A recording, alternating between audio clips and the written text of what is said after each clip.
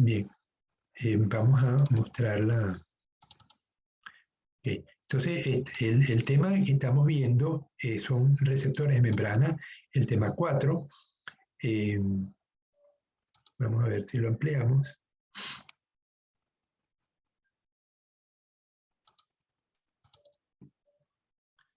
Ok, los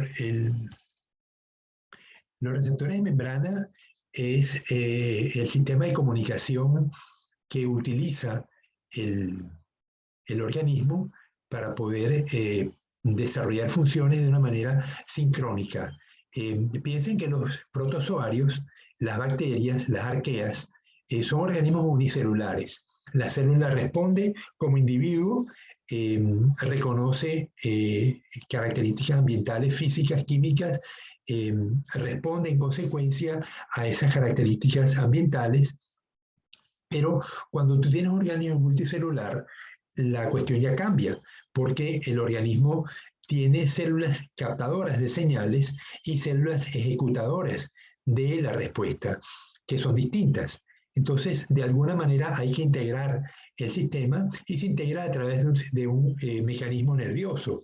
Las células captadoras de las señales son células sensoriales especializadas que están inervadas por nervios que conducen la señal hacia un sistema integrador, como puede ser el cerebro, aunque el cerebro tiene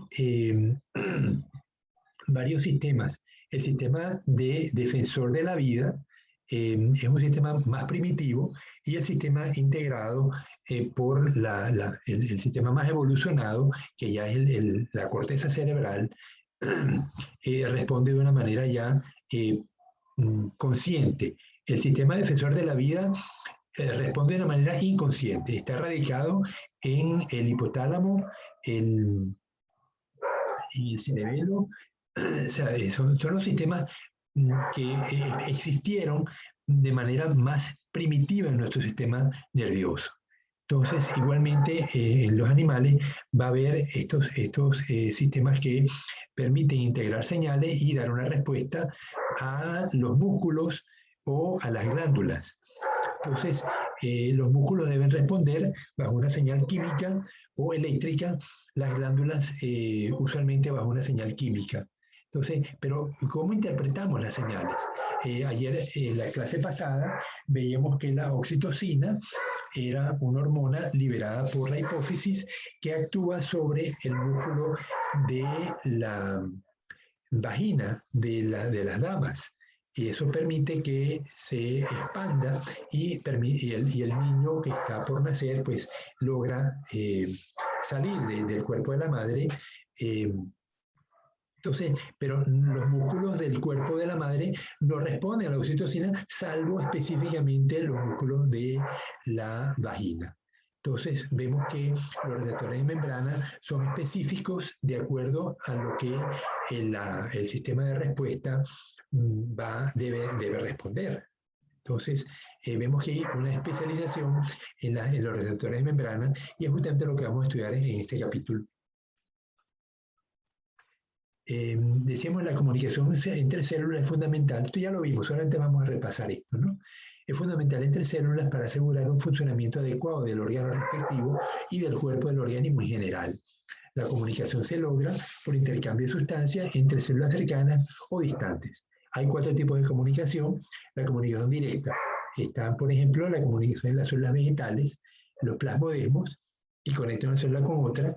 La comunicación, también tenemos la comunicación entre células del propio organismo.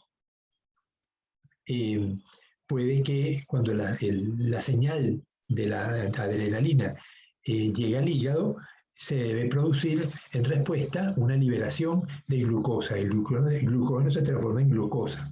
Entonces, las células deben responder de una manera al unísono. Todas las células que tienen glucógeno almacenado, pues van a liberar una cierta cantidad de glucógeno, no todo, me imagino, ¿no? Dependiendo de hasta que se alcance una concentración determinada.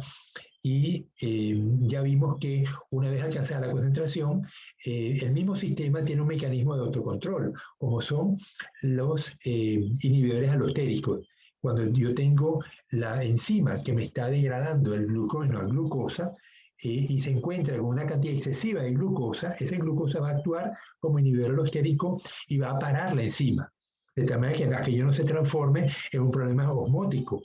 Piensen que cada vez que yo libero un polisacárido en muchos monosacáridos, se genera un problema osmótico, porque la célula va a empezar a absorber agua.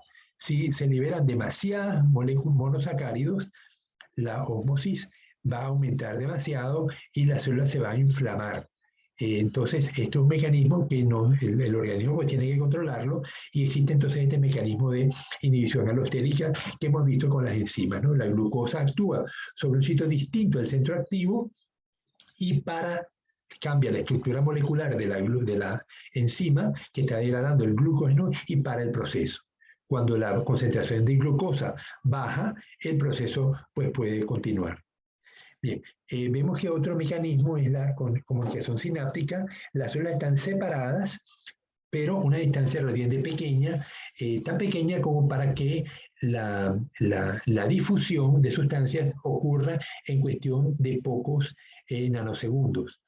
La difusión es lenta siempre, pero cuando la distancia es muy corta, apenas unas micras, pues la difusión ocurre de una manera relativamente rápida y, puede entonces la neurona reaccionar a gran velocidad. Piensen, cuando hablamos de gran velocidad, ¿cómo ocurre cuando yo toco algo caliente? Estoy cocinando y por accidente toco la olla que tiene el agua hirviendo. Enseguida que la toco, la respuesta es inmediata. Aún sin pensarlo, el brazo, el dedo, se retira de la olla que toqué caliente. Eso es una respuesta innata de un mecanismo de protección que radica no en el cerebro, sino en una parte más primitiva, en el cerebelo, la reacción pues ocurre a gran velocidad. Fíjense que eso involucra una sensación del calor por parte de estructuras especializadas en el dedo, la transmisión de esa información a una neurona rápida que tiene un axón mielinizado. El axón lleva la información a la sección del cerebro correspondiente. El cerebro conduce una reacción hacia el músculo del brazo que va a retirar el brazo del peligro. Eso ocurre en cuestión de nanosegundos. Entonces ahí tuvo que haber al menos la inervación del receptor a la neurona transmisora, la neurona transmisora al cerebro, el cerebro al músculo. Fíjate, ya tenemos un conjunto de neuronas que tuvieron que haberse activado y la transmisión del impulso nervioso ocurrir a gran velocidad. Entonces nos damos cuenta que estos procesos de los que estamos hablando ocurren en cuestión de nanosegundos, ni siquiera segundos, sino nanosegundos. Estos son millonésimas de segundo. La paracrina son hormonas locales y difusión por medio de líquido extracelular a células cercanas o distantes que portan los receptores apropiados. Las prostaglandinas, por ejemplo, son las sustancias que intervienen en la generación del dolor. También tenemos una comunicación paracrina en las células de la hipófisis. La hipófisis, vamos a ver, ustedes lo van a estudiar, porque hay detalles que no les voy a dar en clase, esto lo van a estudiar ustedes como parte de los deberes. La hipófisis tiene dos secciones, la posterior y la anterior. Entonces, la posterior transmite hormonas que van a actuar en la sección anterior, es decir, una distancia relativamente pequeña, pero células diferentes. Por eso llamamos comunicación paracrina. Y finalmente, la comunicación endocrina ya son hormonas que activan a distancia, por ejemplo, la oxitocina. Es producida por la hipófisis y tiene que viajar desde el cerebro. ¿La hipófisis dónde está, Adrián? ¿En qué parte de nuestro cuerpo está la hipófisis? ¿Cómo dijo? La hipófisis, ¿en qué parte de nuestro cuerpo está localizada?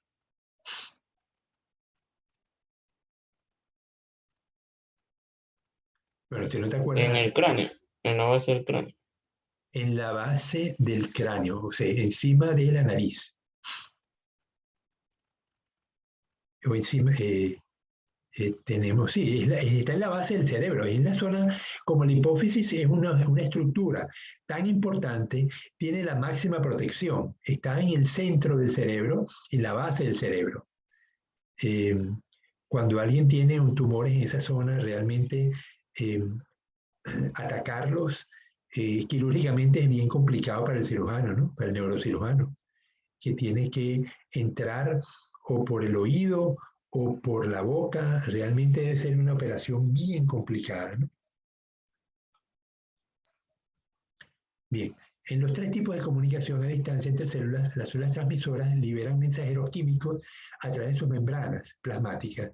Luego estos mensajeros pasan a las células receptoras y alteran su fisiología uniéndose a los receptores, que son proteínas especializadas localizadas ya sea en la superficie o en el interior de las células receptoras. Cuando un mensajero se une a un receptor, la célula receptora responde de la manera determinada por el mensajero, el receptor y el tipo de célula.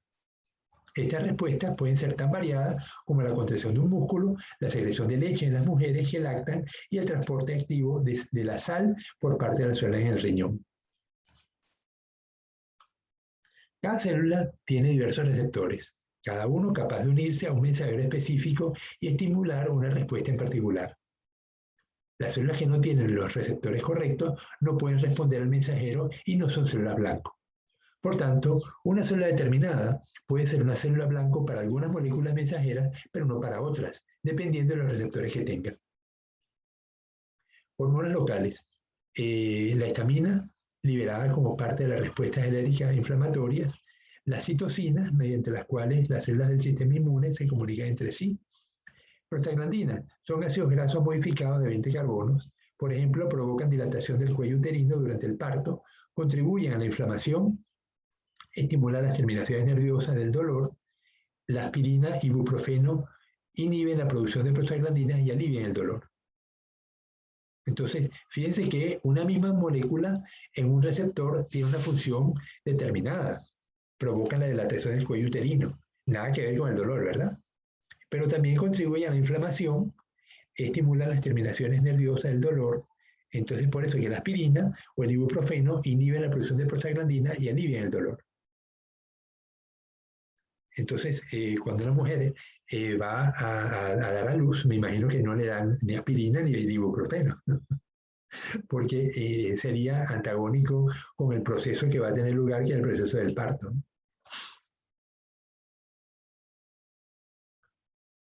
Las hormonas endocrinas son moléculas mensajeras producidas por las glándulas endocrinas. Una glándula endocrina puede ser un racimo de células bien definido, cuya función principal es la secreción de hormonas, como en el caso de las glándulas tiroides e hipófisis. ¿La tiroides dónde está, Fátima? En Fátima, el cuello. en el cuello, exactamente, la nuez de Adán, ¿no? Y la hipófisis, ya dijo Adrián, que está en la base del cerebro. De manera alterna, una glándula endocrina puede estar conformada de racimos de células o incluso de células individuales dispersas, integradas en órganos que tienen varias funciones, como el páncreas, el estómago, los ovarios o los testículos. Entonces, fíjense que no es, hay glándulas endocrinas que están perfectamente definidas, la hipófisis, la tiroides, pero otras están dispersas, entonces, en órganos. El estómago, por ejemplo, es un órgano funcional. Su estructura es muscular y glandular, pero también el estómago produce hormonas. Asimismo, el páncreas es un órgano funcional, él produce la insulina, pero también produce hormonas distintas a la insulina, en células que están dispersas, no formando estructuras concretas. Igualmente, los ovarios y los ovarios pues, producen los óvulos, los testículos del espermatozoide, pero también producen hormonas. Las células secretan sus hormonas en el líquido extracelular que rodea los capilares. Las hormonas se difunden en los capilares y se transportan a todo el cuerpo por el torrente sanguíneo. Una hormona en el torrente sanguíneo llega a casi todas las células del cuerpo, pero solo puede responder a aquellas con receptores capaces de unirse a esa hormona específica. Bueno, aquí vamos con el caso de la oxitocina, que ya lo explicamos, estimula la oxitación y la contracción de los músculos del útero durante el nacimiento, porque estas zonas musculares tienen receptores que se unen a la oxitocina. Sin embargo, la oxitocina no hace que la mayor parte de los músculos del cuerpo se contraigan, porque sus células no tienen los receptores que se requieren. Los cambios inducidos por las hormonas pueden ser prolongados e irreversibles, como en el inicio de la pubertad o en la transformación de una oruga en mariposa. Por lo general, los cambios son temporales y irreversibles y ayudan a regular los sistemas fisiológicos del cuerpo de los animales en un periodo de segundos u horas. Entonces vemos que la hormona que provoca el desarrollo sexual se llama producida por la hipófisis,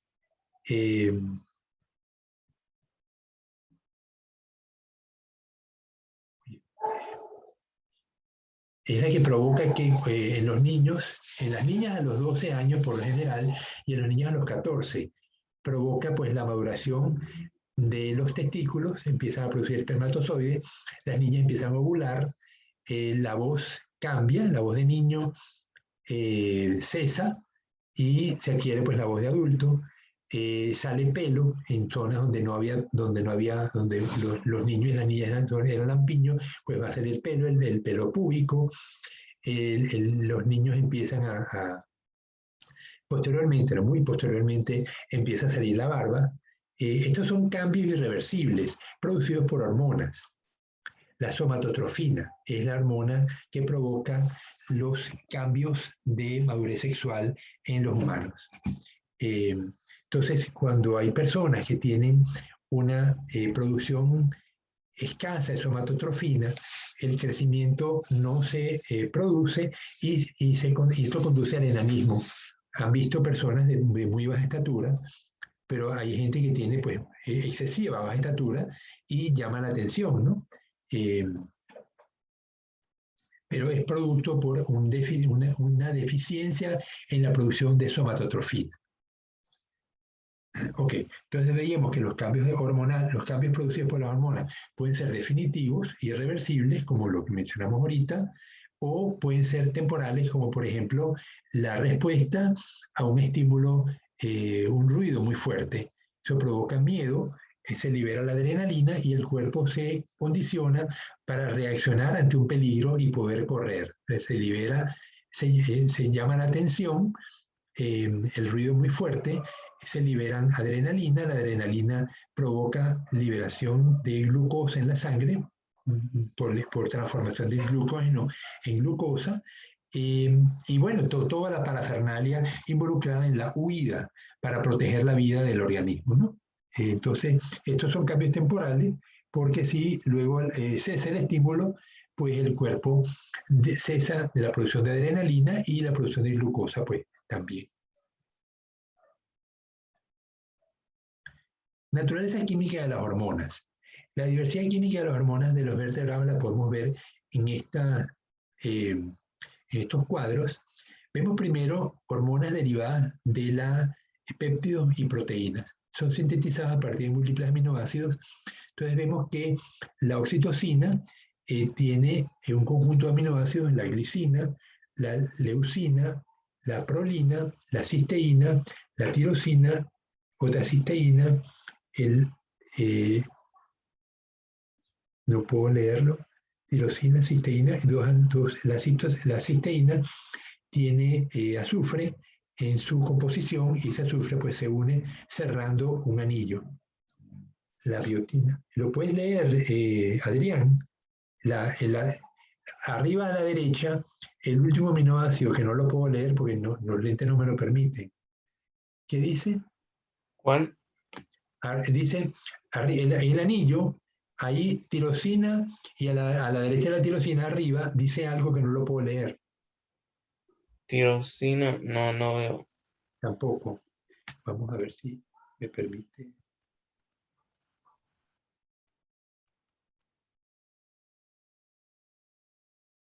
Ile. Parece que dijera una I, una L y una E, ¿no? Cis. No. O a la que está arriba del cis. Ile. Ah, Es posible. esa no se entiende. Isoleucina. Bien.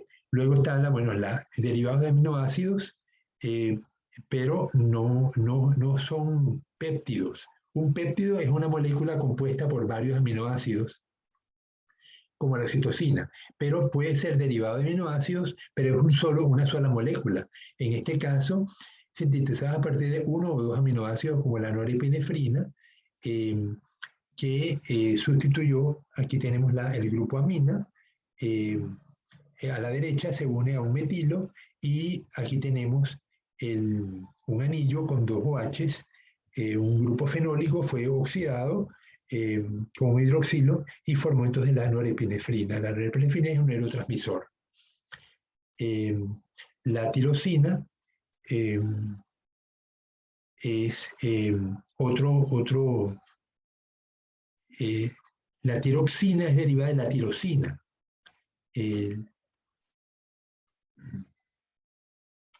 Vemos entonces que tiene el grupo amino, COH, NH2, y se le une pues otro anillo con yodo, ¿no? La tiroxina tiene 4 átomos de yodo por cada molécula, por eso cuando hay déficit de yodo en la tiroides se agranda y se transforma, la enfermedad se llama bocio exoftálmico. Las personas tienen un agrandamiento muy grande de la tiroides. La glándula se agranda para captar mayor cantidad de yodo del alimento, pero ustedes seguramente no habrán visto a nadie con estas condiciones. Desde que yo era niño, en los años 50, la Organización Mundial de la Salud le pidió a los gobiernos que incorporaran el yoduro de potasio como parte de la sal comestible. No la que se le da al ganado, sino la que se expende para consumo humano. La sal tiene, además de cloruro de sodio, tiene yoduro de potasio. Y de esa manera, en el mundo entero, se hizo tan raro el bocio que ustedes no recuerdan a lo mejor haber visto a nadie con un cuello muy grande, con una tiroides exageradamente grande. Eso yo lo vi. Sobre todo lo veía en gente de la sierra de Venezuela, porque la sierra está muy alejada del mar, mientras que la costa está más cercana al mar, y el spray de las olas cuando rompen provoca que el viento lleve yodo de una manera natural y lo esparce por el ambiente. Entonces, cuando comemos frutas plantas que están cerca del mar, esa fruta, si no la lavamos, pues tiene yoduro de potasio, que derivó del spray marino, ¿no? Entonces, pero las zonas montañosas, muy alejadas del mar, pues están mucho menos expuestas al yodo, y es donde yo veía los pacientes con bocio, los veía que provenían de la sierra, en su gran mayoría. Pero bueno, hoy en día eso no es más que historia, porque ya se coloca el yoduro de potasio en la sal, y de esa manera pues la tirosina se puede producir normalmente. La testosterona es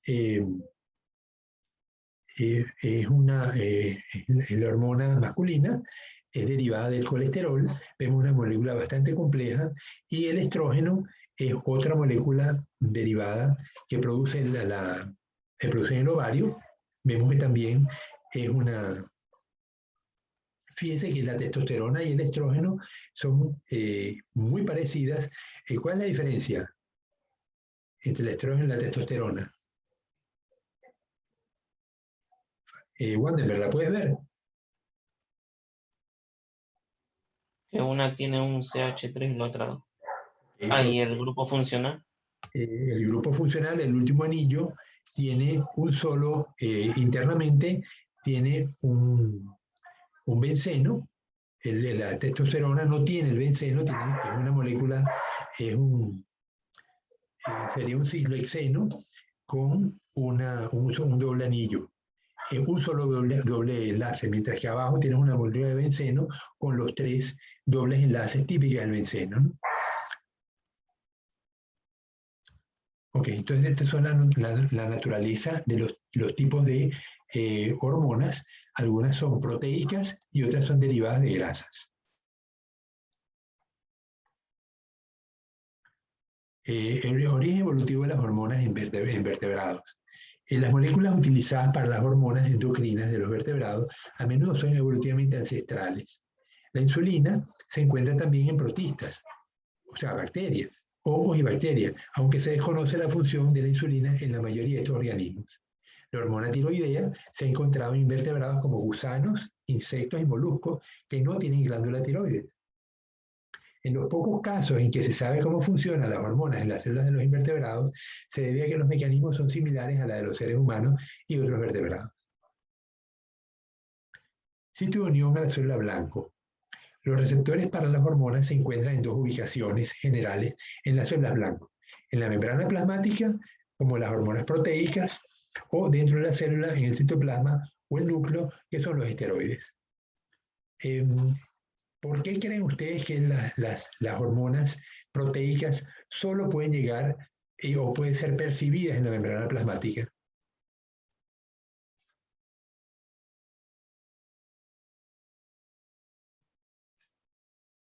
¿Se te ocurre, Fátima? Comparen el tamaño.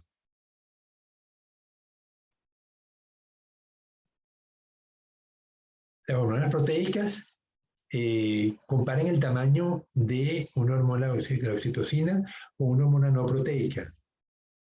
Puede ser una testosterona o puede ser una hormona derivada de aminoácidos. Pero, ¿cuál es más grande?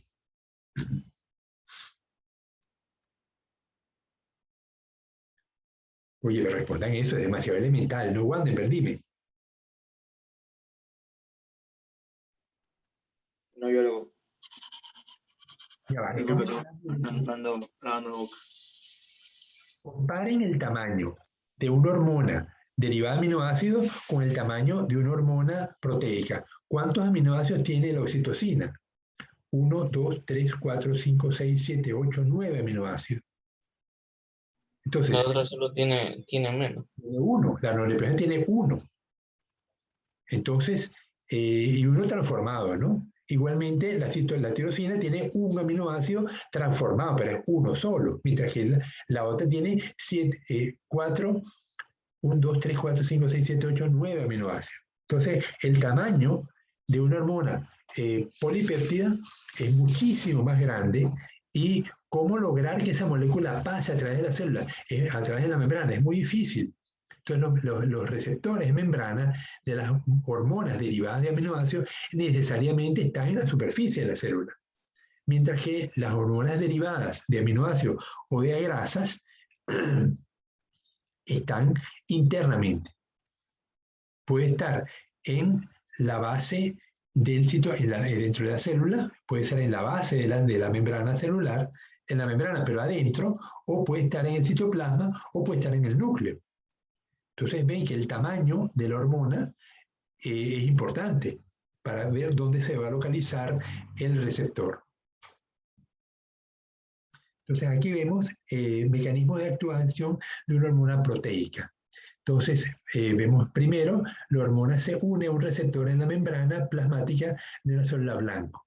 Entonces vemos que el receptor tiene una estructura determinada donde va a encajar la hormona proteica.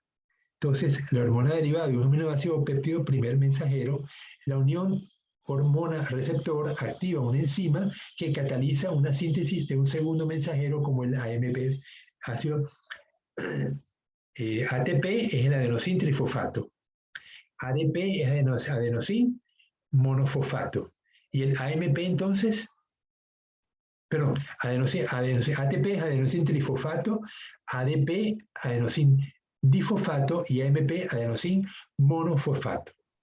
El adenosin monofosfato puede ser cíclico o ramificado. En este caso, dice la unión de la hormona con el receptor activa una enzima que cataliza la síntesis de un segundo mensajero como el AMP cíclico. Entonces el ATP libera los dos fosfatos y se transforma en AMP cíclico. Entonces este segundo mensajero se activa otras enzimas. Esta enzima activada, las enzimas activadas catalizan reacciones específicas como puede ser que este reactivo se une a la enzima activa y produce un producto. Y puede ser diversos, ¿no? Entonces, esto de activar enzimas lo habíamos visto también en el caso del estómago. ¿Se acuerdan cuando hablábamos de la tripsina?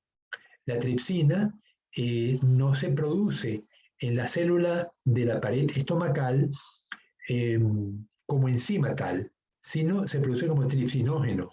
Es decir, es una formación previa a la tripsina para evitar, y eso permite que la tripsina no se active sino hasta después que sale de la célula.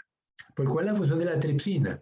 Descomponer las proteínas a nivel del estómago, un medio ácido. Entonces, la célula la mantiene inactiva hasta que sale al medio y pongamos que el pH ácido transforma la molécula y la vuelve activa. Entonces, la enzima activa es capaz de transformar reactivos en productos. Entonces, igualmente vemos aquí la enzima inactiva, cuando llega al AMP cíclico, la puede activar y la enzima activa pues empieza a funcionar y a transformar reactivos en productos.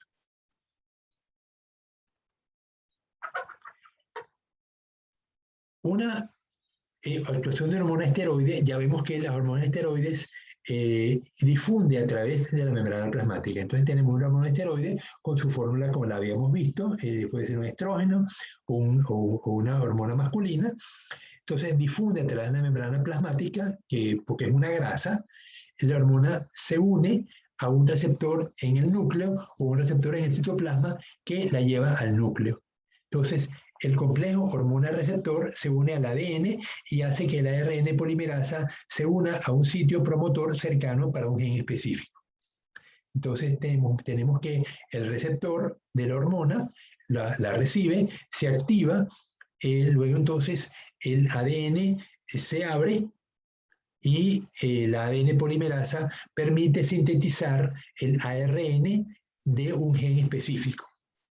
No en cualquier parte del ADN, ¿no? Esto es una cuestión específica. Entonces, la ARN polimerasa cataliza la transcripción del ADN en ARN mensajero y quinto, el ARN sale del núcleo, luego se une al ribosoma y dirige la síntesis de una proteína específica. ¿Ok? Esto se entiende, ¿verdad? No tiene mayor complicación. Lo curioso es que el mensajero atraviesa la membrana plasmática. En el caso del virus, los virus atraviesan la membrana. ¿Han leído algo sobre esto? No, ¿cómo le hacen por entrar? Yo creo que ellos se fijan en la membrana y provocan que el ARN, en el caso del virus del SARS-CoV-2, entre al citoplasma.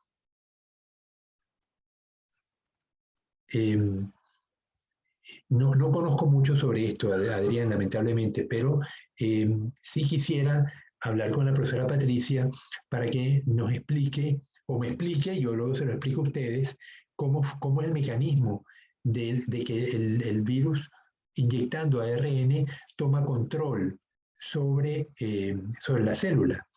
Los virus son de ADN o de ARN. Entonces, no son mensajeros hormonales. Entonces, de alguna manera, este hecho, que sea un ácido nucleico, le da ventajas que si un mensajero hormonal no tendría. Pero bueno, déjame consultarlo, Adrián y grupo, y lo comentamos entonces el día viernes, cuando pueda hablar con la profesora Patricia, o con alguien, ¿no? o lo busco en la literatura. Pues la profesora Patricia me va a decir, bueno, ¿te leíste algo al respecto antes de preguntarme? ¿No? Bien, entonces está claro cómo funcionan los procesos, las hormonas, los mensajeros hormonales que no penetran a la célula, sino que la activan un mensajero dentro de la membrana y otra que sí penetra y logra entonces que se sintetice un producto determinado. Las reacciones varían dependiendo de la hormona, el segundo mensajero y la célula blanco. Por ejemplo, la epinefrina, también llamada adrenalina, estimula la síntesis de AMP cíclico tanto en las células del músculo cardíaco como en las del hígado. Sin embargo, el aumento del AMP cíclico actúa de manera diferente en ambos sitios. El AMP cíclico provoca que las células del músculo cardíaco se contraigan con más fuerza, mientras que en las células hepáticas activa las enzimas que degradan el glucógeno en glucosa. Sin embargo, fíjense, es la misma sustancia, pero el proceso tiene que ver con la defensa del organismo. O sea, ¿cuándo se libera la adrenalina? Cuando el organismo está sometido a una situación de riesgo. O sea, un ruido muy grande, una situación que uno observa, estoy viendo que se me viene un objeto que me va a golpear, veo un grupo de personas que con muy mala pinta que se me acercan, entonces el organismo reacciona produciendo adrenalina. Esa misma adrenalina me va a generar dos respuestas diferentes, pero conducidas al mismo objetivo, que es defender al organismo. En el caso de las células cardíaca, me va a acelerar el ritmo cardíaco. El AMP cíclico se me va a producir como consecuencia de la liberación de la adrenalina. En el corazón me provoca una aceleración del ritmo cardíaco y en el hígado me provoca una liberación de glucosa por descomposición del glucógeno. Esa glucosa va a servir de energía para que cuando el corazón lata, también los músculos se contraigan y tengan más energía para poder reaccionar y permita la huida de la persona. Las células hepáticas responden también a la insulina, pero a través de diferentes receptores y reacciones intracelulares.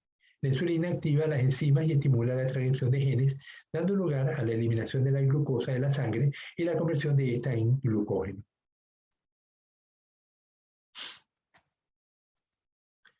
Retroalimentación positiva y negativa. No hay comentarios por parte de ustedes hasta ahora. Están todos calladitos. Veo que se me desincorporaron Génesis y Kelly. Bueno, ellas Fátima y Kelly. Bueno, me imagino que se dice que van a atender a Kelly porque estaba esperando que la atendieran. Y verán entonces la información en la clase grabada. Entonces, retroalimentación positiva y negativa. La liberación de la mayoría de las hormonas se controla mediante retroalimentación negativa. La retroalimentación negativa es una respuesta a un cambio que tiende a contrarrestar y a restaurar el sistema a su condición original. Por ejemplo, supongamos que si corremos varios kilómetros en un día soleado y cálido y que perdimos casi 1 litro de agua a través de la transpiración. En respuesta a la pérdida de agua del torrente sanguíneo, la glándula hipófisis libera una hormona antidiurética, ADH. ADH significa Antidiuretic Hormone, por decirlo en inglés, ¿no? Que hace que los riñones reabsorban agua y produzcan orina concentrada. Pero no solamente eso, ¿no? Sino tenemos además una sensación de sed. O sea, por una parte, el riñón es inducido a liberar menos orina. Y por otra parte, tenemos una sensación de sed que nos provoca que tomemos agua. Entonces son dos reacciones que el organismo está manifestando. En algunos casos, la liberación hormonal se controla de manera temporal por retroalimentación positiva, en la cual la respuesta a un cambio aporta una mejoría a este mismo. Por ejemplo, las contracciones del útero al inicio del parto empujan la cabeza del bebé contra el cuello uterino. Entonces, mientras el bebé está naciendo, hay una retroalimentación positiva. Cuanto más el bebé forza el músculo, mayor oxitocina se libera y el músculo pues se dilata más intensamente. Entonces, pero por lo general la retroalimentación es negativa. Hormonas en invertebrados. Los invertebrados tienen hormonas peptídicas y hormonas esteroides, así como algunas que pertenecen a clases químicas totalmente diferentes. En muchos casos, las hormonas de los invertebrados desencadenan mecanismos de señal similares a los utilizados por vertebrados. La muda se controla mediante la hormona esteroide ecdisona, u hormona de la muda. Conforme la cutícula vieja se aprieta, las células sensoriales estimulan la liberación de otra hormona que provoca la secreción de ecdisona. O sea, las relaciones sensoriales se estimulan conforme la cutícula vieja se aprieta. Es decir, el organismo empieza a crecer, se forma una cutícula, una nueva cutícula, la vieja va a ser eliminada, pero el organismo empieza a crecer y provoca que las zonas sensoriales estimulan la liberación de otra hormona que es la ecdisona, que es la que va a permitir que la ecdisona actúa sobre los receptores localizados dentro del núcleo y afecta la transcripción de genes e inicia un proceso complejo en el que las células epiteliales se separan de la vieja cutícula y secretan una nueva cutícula suave debajo de esta. Luego, el insecto expande su cuerpo y se llena de aire. Esto abre la cutícula vieja y estira la nueva para ajustarse al crecimiento futuro. Cuando el insecto emerge, deja atrás una cutícula con su forma, que es la exuvia. Eso lo han visto con las cigarras. ¿Han visto las cigarras cuando salen del suelo, Wandenberg? ¿Cuáles son las cigarras? Las Creo que chicharras. le conozco otro nombre. ¿La chicharra? Las chicharras, sí. Las has visto que salen del suelo y se suben a los postes, a las estacas. Sí, sí, a los árboles. Bueno, más que todo en los árboles de un potrero. Ajá. Y entonces ellas se abren por el medio y sale el animal, Sí. que se agranda y le salen alas. La cigarra dentro del suelo no tenía alas, la tenía atrofiada. Pero luego se expande y eso permite que el adulto, que yo creo que no va a comer, el adulto pues vuela y su función es reproducirse.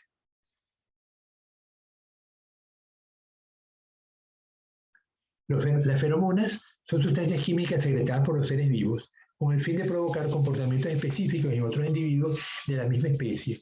Son un medio de transmisión de señales que pueden ser tanto volátiles como no volátiles. En el caso de moléculas para la comunicación interespecífica se utiliza el término alelomonas. O sea, entre especies. Eso no es común, pero bueno, ocurre, ¿no? Por lo general, dice, muchas especies de plantas y animales utilizan diferentes aromas o mensajes químicos como medio de comunicación y casi todas envían uno o varios códigos por este medio, tanto para atraerse o rechazarse sexualmente como para otros fines. Algunas mariposas, como los machos de Saturnia piri, son capaces de detectar el olor de la hembra a 20 kilómetros de distancia. Imagínense ustedes. Las flores, el olor de las flores. Es una hormona, funciona para atraer insectos hacia la flor, ¿no? Insectos polinizantes. En el caso de las feromonas, la hembra libera las feromonas, es detectada por el macho contracorriente y el macho pues trata de unirse a la hembra sexualmente. Uno puede también usar estas estructuras, estas moléculas, para atraer a los organismos, sobre todo a los organismos machos, y eliminarlos del sistema. Entonces, si uno tiene una especie que es un problema, una plaga, y responde a las feromonas, entonces uno puede usar las estructuras trampas impregnadas con feromonas y esa sustancia pues atrae a los insectos. Fíjense que estamos hablando ya el insecto completo, ya no es a nivel del cuerpo, sino son sustancias que se segregan en el aire, pero también eso es transmisión de información celular, ¿no?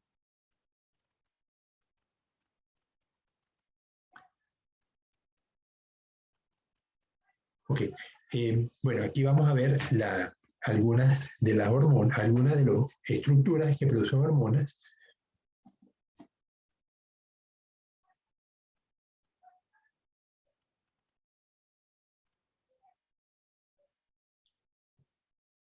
El hipotálamo, tenemos la hormona que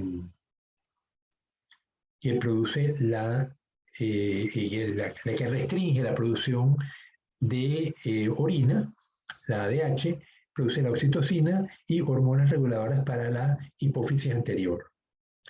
Luego tenemos la glándula hipófisis anterior, la ACTH, adrenocorticotrópica, ACTH, todo, la H final significa hormona, ¿no? La LH, por la hormona luteinizante, tiene que ver con la producción de leche. FSH, hay algunas que no me acuerdo, ¿no? Hipófisis posterior produce la oxitocina y la hormona, ¿cómo era que se llamaba? La ADH. La antidiurética. La glándula tiroides produce la tiroxina y la calcitonina. El timo está localizado a nivel de la base del tracto respiratorio, produce las timosinas. Las glándulas adrenales, una en cada riñón, tiene dos elementos productores de hormonas. La médula produce la epinefrina y la norepinefrina. Ya vimos que es la adrenalina, que es la que da la respuesta para la estimulación del corazón y el hígado ante momentos de emergencia. Y esa es la médula. Y la corteza produce los glicocorticoides, como el cortisol, la mineralocorticoides, como la aldosterona y la testosterona. Es decir, que la testosterona no solamente es producida por el testículo, sino que también es producida por las glándulas adrenales. Las células del islote de Langerhans producen la insulina y el glucagón. Vemos ahora hacia arriba, las glándulas, los testículos producen los andrógenos, en especial la testosterona, y el ovario produce los estrógenos como la progesterona. Los adipocitos.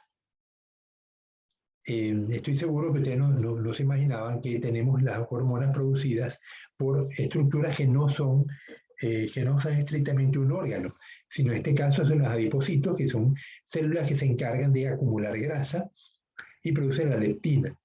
El tracto digestivo produce varias hormonas. Los riñones producen la eritropoyetina.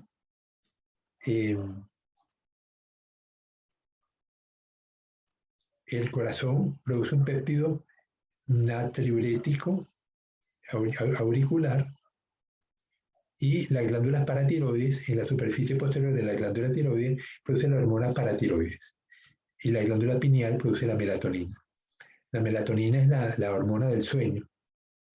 Entonces, vemos que tenemos glándulas directamente productoras de hormonas y órganos cuyas células dispersas están en capacidad de producir hormonas, como el estómago, el riñón, el corazón y los adipocitos, que no estábamos acostumbrados, y seguramente se van a ir descubriendo más hormonas producidas por órganos de esta manera difusa, ¿no?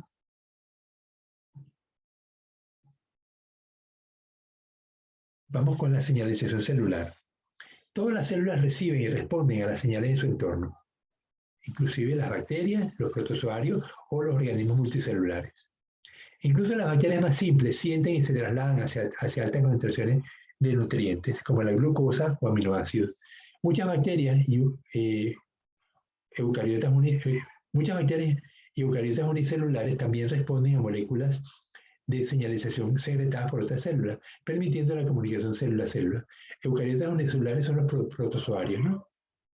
El apareamiento entre células de levadura, por ejemplo, es señalado por péptidos que son secretados por una célula y se unen a los receptores de la superficie de otra. Es en organismos multicelulares, sin embargo, que la comunicación celular alcanza su nivel más alto de sofisticación. Mientras que las células de procariotas y eucariotas unicelulares son en gran parte autónomas, el comportamiento de cada célula individual en plantas y animales multicelulares debe ser cuidadosamente regulado para satisfacer las necesidades del organismo en su conjunto. Esto se logra por una variedad de moléculas de señalización que se secretan o expresan en la superficie de una célula y se unen a receptores expresados por otras células, integrando y coordinando las funciones de las muchas células que conforman el organismo tan complejo como los seres humanos. La unión de la mayoría de las moléculas de señalización a sus receptores inicia una serie de reacciones intercelulares que regulan prácticamente todos los aspectos del comportamiento celular, incluyendo el metabolismo, el movimiento, la proliferación y la supervivencia y la diferenciación celular. Comprender los componentes moleculares de estas señalizaciones intercelulares y cómo se regulan se ha convertido así en un área importante de investigación en biología celular contemporánea. El interés en esta área se acentúa aún más en el hecho de que muchos tipos de cáncer surgen como resultado de una avería en la señalización de las vías que controlan la proliferación celular normal y la supervivencia. De hecho, muchos de nuestros conocimientos actuales sobre los mecanismos de señalización celular han venido del estudio de las células cancerosas. Un ejemplo sorprendente de la interacción fructífera entre medicina e investigación básica en biología celular y molecular. Las células utilizan una matriz grande y compleja de diferentes vías de señalización. Entonces, por ejemplo, diferentes tipos de moléculas se usan como transmisores en organismos multicelulares que varían en estructura y función, desde simples gases, como el etileno, hasta proteínas. Las vías de comunicación pueden ser células cercanas, neurotransmisores entre neurona y axón, o en la comunicación paracrina o autocrina del linfocito o célula cancerosa, o a grandes distancias como la comunicación endocrina. La mayoría de las moléculas de señalización se fijan a receptores en la membrana celular y algunas penetran en la membrana y se fijan a receptores en el citosol o en el núcleo celular. Entonces vemos aquí una comunicación directa de célula a célula. Entonces yo tengo un receptor y un emisor. La señalización por moléculas secretadas, entonces tengo un emisor que me libera una molécula al sistema circulatorio y esa molécula llega a gran distancia a una célula blanco, una célula objetivo, ¿no? Y luego tengo la comunicación paracrina, que en la cercanía tengo una molécula que se libera al medio extracelular y es recibida por una célula cercana, por un receptor en la célula cercana. Y la comunicación autocrina, que es la célula libera una sustancia, pero ella misma es el receptor de dicha sustancia. Esto habla, por ejemplo, de los linfocitos T o las células cancerosas. Bueno, esto ya lo habíamos visto. Bueno, aquí vimos el colesterol, lo ven arriba a la derecha, y abajo pues vemos la testosterona, el estradiol, un estrógeno, la progesterona. Vemos que se van modificando progresivamente el cortisol. Vemos la hormona tiroidea, vemos la vitamina D y el ácido retinoico.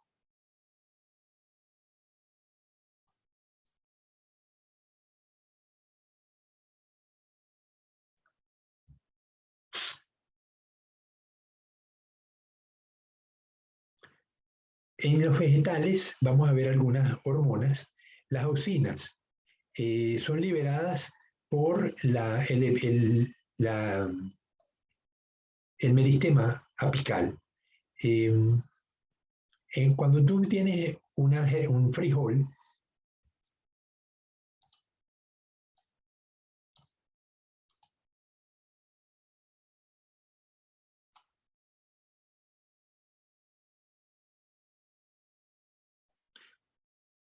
bueno, voy a continuar yo solo porque todos me abandonaron. Bueno, verán la clase, lo que sigue de la clase pues grabada. Las enzimas, las hormonas vegetales son de tres tipos: auxinas, gibberelinas y citoquininas. Las auxinas provocan el alargamiento de las células, se sintetizan en las regiones meristemáticas del ápice de los tallos y se desplazan desde allí hacia otras zonas de la planta a través del parénquima que rodea los haces vasculares. Si vemos una planta, en la parte superior, el extremo superior, tenemos el meristema, de donde van surgiendo las nuevas hojas y las nuevas ramas. Allí se producen las auxinas. Ellas son hormonas sensibles a la luz. Cuando yo tengo, ella va bajando por el tallo, ella responde a la luz y tiende a inhibirse. Pero si una parte del tallo recibe luz y la otra no, la parte que recibe luz inhibe la hormona. La parte que no la recibe, la hormona permanece activa y se mantiene su acción. Es decir, del lado del tallo oscuro, al lado que no le da la luz, las células empiezan a dividirse más aceleradamente y provocan que el tallo se dirija hacia la luz. Eso ustedes han visto que cuando tienen plantas en su casa, en una maceta, en un cuarto, tienen que estarle dando vueltas a la planta porque todo el tiempo la planta tiende a irse hacia la ventana. Eso es producto de las auxinas y la reacción que tiene la luz con las auxinas, que las tiende a destruirlas. Las giberilinas, es posible la más común de las giberilinas, la que están viendo allí, es producida en la zona apical de frutos y semillas.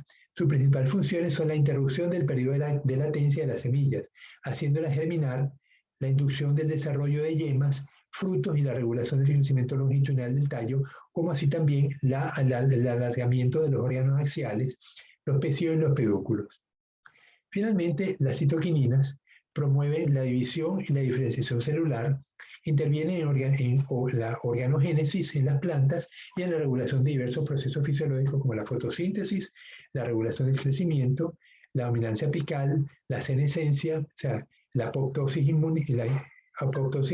por inmunidad vegetal, resistencia a patógenos, la tolerancia y defensa ante herbívoros. O sea, esta es la función de la citoquinina. La apoptosis la vamos a estudiar nosotros el último tema. El ácido abscísico participa en procesos de desarrollo y crecimiento, así como en la respuesta adaptativa al estrés, tanto de tipo biótico como abiótico. Fue descubierta a principios de la década de los 60, cuando se halló su implicación en el control de la latencia de la semilla y la caída de órganos como hojas, frutos y flores.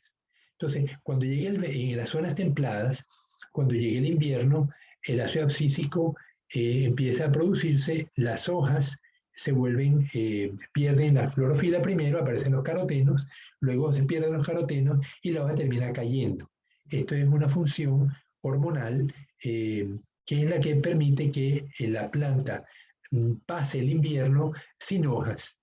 Durante la abscisión, la hoja pierde también los minerales que son reabsorbidos por la planta, ¿no? De tal manera que acumula los minerales que se hubieran perdido cuando la hoja caiga al suelo.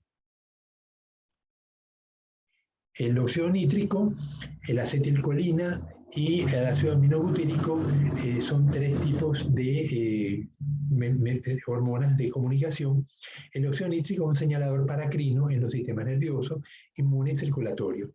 Difunde libremente a través de la membrana celular, pero no actúa sobre los receptores que promueven la síntesis de sustancias, sino que activa la enzima una alil ciclasa que produce GMP cíclico que relaja la fibra muscular lisa de los vasos sanguíneos, por lo que se dilatan.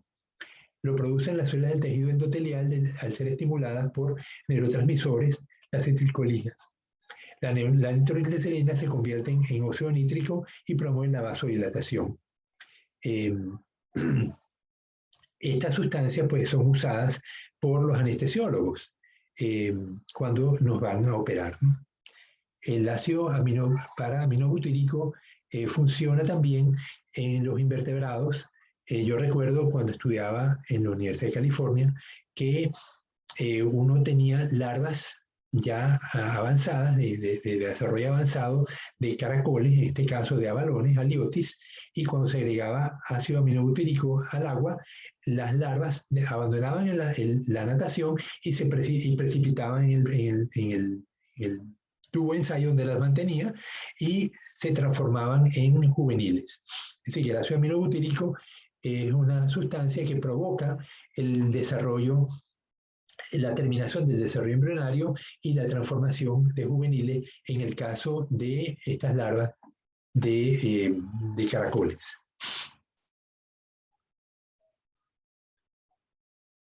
Acción de los esteroides. Los esteroides ya vimos que son sustancias derivadas de las grasas y difunden a través de la membrana celular. Entonces, los glucocorticoides difunden a través de la membrana y se unen al receptor específico en el citosol.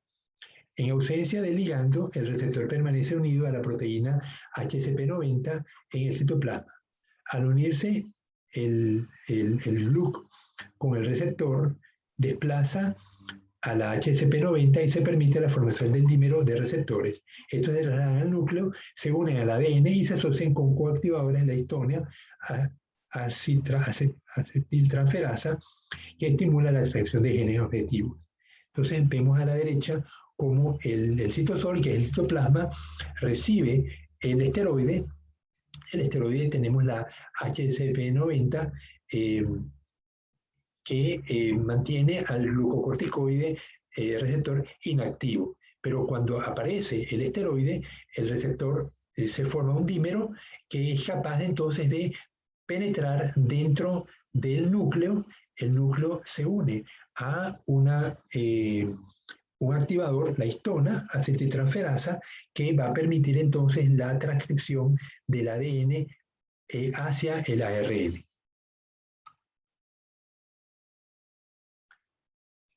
Regulación de la transcripción de genes por la hormona tiroidea.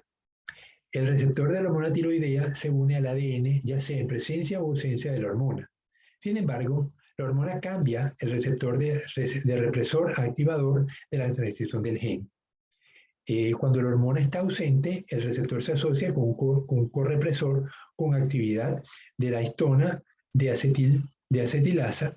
Cuando está presente, el receptor se asocia a un coactivador con actividad de la histona acetiltransferasa. Veámoslo entonces aquí, en ausencia de la hormona, tenemos el correpresor, la histona de acetilasa. Cuando la hormona está añadida, el coactivador se une a la hormona tiroidea. La hormona tiroidea se une al activador, al HAT, y es capaz entonces de producir la transcripción del ADN. Los neurotransmisores, como la acetilcolina o el ácido gamma-aminobutírico, son hidrofílicos y no atraviesan la membrana celular, sino que tienen receptores en su superficie. Ellas son suficientemente pequeñas como para poder atravesar. Sin embargo, no es necesario porque sus receptores están propiamente en la membrana. Asimismo, los polipéptidos que constituyen la mayor diversidad de moléculas señaladoras en animales, como las hormonas, neuropéptidos y factores de crecimiento. Las hormonas como la insulina, la prolactina, el folículo estimulante, los neuropéptidos endorfinas, analgésicos y estimulantes del sistema nervioso central, los factores de crecimiento como el factor de crecimiento epidérmico y el factor de crecimiento de las plaquetas. La mayoría de los ligandos responsables de la señalización celular célula a célula, incluyendo los neurotransmisores, las hormonas peptídicas y factores de crecimiento, se unen a los receptores en la superficie de sus células objetivo. En consecuencia, un desafío importante en la comprensión de la señalización celular está desentrañando los mecanismos por los cuales los receptores de superficie celular transmiten las señales iniciadas por la unión del ligando. Algunos receptores de neurotransmisores son canales de iones asociados al ligando que directamente controlan el flujo iónico a través de la membrana plasmática. Otros receptores en la superficie celular, incluyendo los receptores de hormonas peptídicas y factores de crecimiento, actúan en su lugar regulando la actividad de las enzimas vianas intercelulares. Estas enzimas, a continuación, transmiten señales desde el receptor a una serie de objetivos. Un proceso llamado transducción de señales. Los objetivos de esta señalización con frecuencia incluyen factores de transcripción que funcionan para regular la expresión génica. La unión del ligando a un receptor en la superficie de la célula, por lo tanto, inicia una cadena de reacciones intercelulares, llegando en última instancia al núcleo de la célula objetivo y alteran los programas de expresión génica.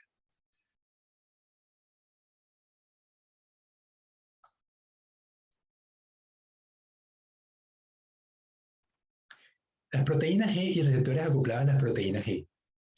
La mayor familia de receptores de superficie celular transmite señales a través de acciones intermedias de las proteínas que se unen a los nucleótidos de la guanina, llamadas proteínas G.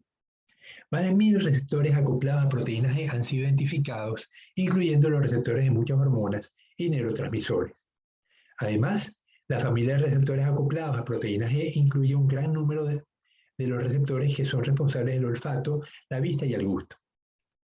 El adenosín monofosfato cíclico es un segundo mensajero importante en la respuesta de las células animales a una variedad de hormonas y olores. La mayoría de las acciones del AMP cíclico están mediadas por la proteína quinasa A, que fosforila enzimas metabólicas y el factor de transcripción CRE. Tirosina quinasa, señalización de las rutas de la AMP quinasa y PI3 quinasa.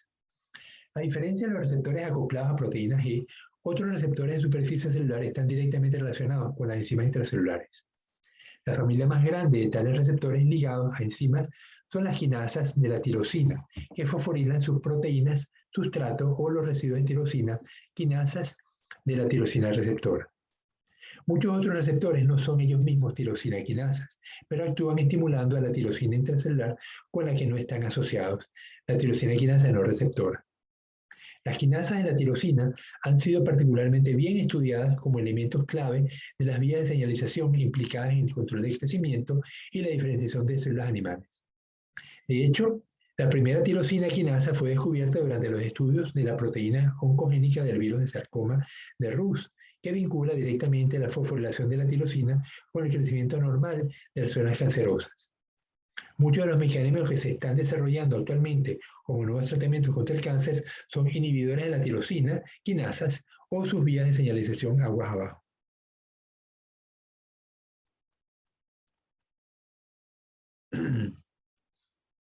Receptores asociados a factores de transcripción.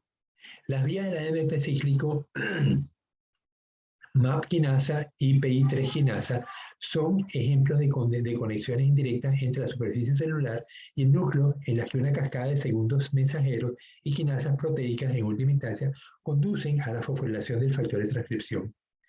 Otros mecanismos, otros tipos de receptores del factor de crecimiento están más directamente acoplados a los factores de transcripción que desempeñan un papel clave en la proliferación celular, en la diferenciación y la supervivencia. Bueno, jóvenes, con esto terminamos el capítulo sobre factores de transmisión. Así que nos vemos el día viernes para El repaso. para el repaso. La revisión, sí. Es necesario que revisen el deber 3, el cual pues requiere un mejor tratamiento. Yo les suministré esa lista bibliográfica bastante extensa, pero bueno, ustedes escogen la que quieran. A lo mejor consiguen en la primera de ellas toda la información. Pero creo que todo estaba disponible, ¿verdad? Al menos creo que todos tenían su conexión para poder bajar el material del internet, ¿no? Sí, todas estaban disponibles, las bibliografías que yo. ¿Ya los reenvió los trabajos para corregirlos? No, ahorita al terminar la clase se los envío. Ok, listo. Bueno, ¿cómo van en las otras materias? Yo personalmente muy apartado. Estos días he estado súper ocupado con trabajo y he estado de viajes familiares porque voy de Manta Carmen y estos días casi no asistí a ninguna clase de toda la semana. Bueno, las semanas pasadas más que todo. Pero sí ando atento con las tareas al menos. Pero es que hay problemas en la familia. En general sí, sí. Ya, no digo que estás viajando ahora más que antes, ¿no? Sí, y peor ahorita que estamos en pandemia y eso, peor. Ya, pero ¿tu familia ha tenido problemas de enfermedad o qué ha pasado, Wandemar? Sí, pasaron por eso ya, pero eso ya no es problema. El problema ahora es de cuestiones de trabajo y cosas así, o problemas económicos. Yo por suerte puedo ayudar a mi familia porque yo trabajo vía internet, tipo trabajo desde mi casa. Ya. Así que puedo generar mis ingresos tranquilamente sin ningún tipo de riesgo. En cambio, ellos no pueden de tal manera, personal o física. Claro, claro. Tengo amigos informáticos en Venezuela que se fueron a Colombia, pero ellos trabajan por internet. Lo que pasa es que en Colombia tienen unas condiciones laborales pues mucho mejores que en Venezuela. Por eso pues ellos podían entrevistar realmente en cualquier parte del mundo, ¿no? porque su trabajo es igual que el que tú me estás diciendo, es por internet, ¿no?